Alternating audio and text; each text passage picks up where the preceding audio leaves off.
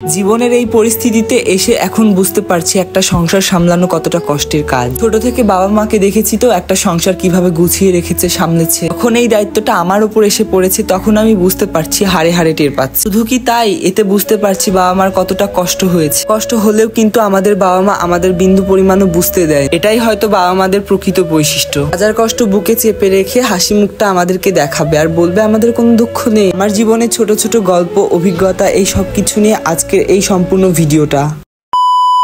Hello guys, আসসালামু আলাইকুম, this is me Ahir ওয়াসির। কি অবস্থা সবার? হোপফুলি তোমরা সবাই অনেক ভালো আছো। আলহামদুলিল্লাহ আমিও অনেক ভালো আছি। আজকে আমি অনেকদিন পর বাজারে যাচ্ছি। আমি সকাল সকাল ঘুম থেকে উঠে একদম একটি অটোতে করে সোজা চলে আসি সাহেব বাজার। বাহিরে এত রোদ আর গরম যা একদমই বলার বাইরে। যেহেতু আমি সকালে কিছু খাবার খেয়ে আসি নাই, তাই এখান থেকে একটু চা খেয়ে নিচ্ছিলাম। তারপরে আমি টুকিটাকি যেই বাজারগুলো লাগবে সেগুলো দিয়ে শুরু করলাম। না মানে আমি একটা চিন্তা বারবার করতেছিলাম, বাবা মা কিভাবে একটা সংসার কি সুন্দর করে যত্ন করে রাখে। আমি এইগুলো কাজ করতে গিয়ে একদম আমি হিমশিম খেয়ে ফেলছি। কোনো কাজ আমি ঠিক মতো করতে পারছি না পড়াশোনা না সংসার সামলানো। সংসার এজন্যই বললাম, আমি আমার বাবা মার থেকে অনেকটা দূরে থাকি, তাও শুধুমাত্র পড়াশোনার জন্য। তাও আবার ব্যাচেলার থাকি। মেসে কেন থাকি না, এই জন্যই মেসে থাকি। এর আগে আমি অনেক অসুস্থ হয়ে গিয়েছিলাম খাবারের জন্য। আমি অসুস্থ থেকে বুঝেছি সুস্থতা কত বড় একটা নিয়ামক। যদি কারো সামর্থ্য থাকে তাহলে অবশ্যই মেসে থেকো না, কারণ মেসের খাবারের অবস্থা একদমই ভালো না। রাজশাহীর মতো একটা শহরে খুব কম সংখ্যক মেস আছে যেখানে খাবারের পরিমাণ খুবই ভালো। আমার ব্যক্তিগত দিক থেকে আমি ব্যাচেলার থাকি, আমি সেখানে রান্নার লোক রেখেছি, আমি নিজেও রান্না করি। তো আমার কাছে মনে হয় এদিক থেকে সুস্থতা থাকছি। তো এখন আমি বলি আমার জীবনে ছোট্ট ছোট্ট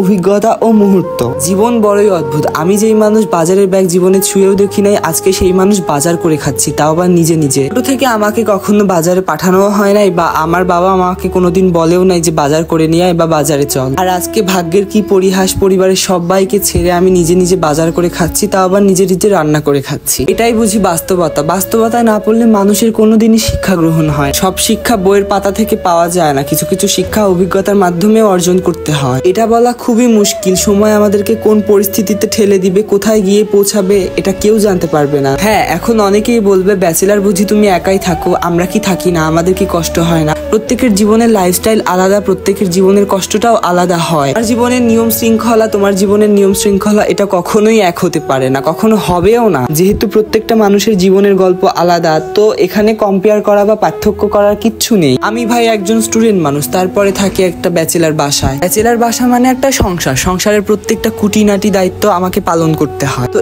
এইভাবেই আমার জীবনটা কেটে যায়, বিভিন্ন ব্যস্ততা, বিভিন্ন প্যারা। তো আজকের ভিডিওটা এই পর্যন্তই। দেখা হচ্ছে নতুন কোনো ভিডিওতে। Thank you so much.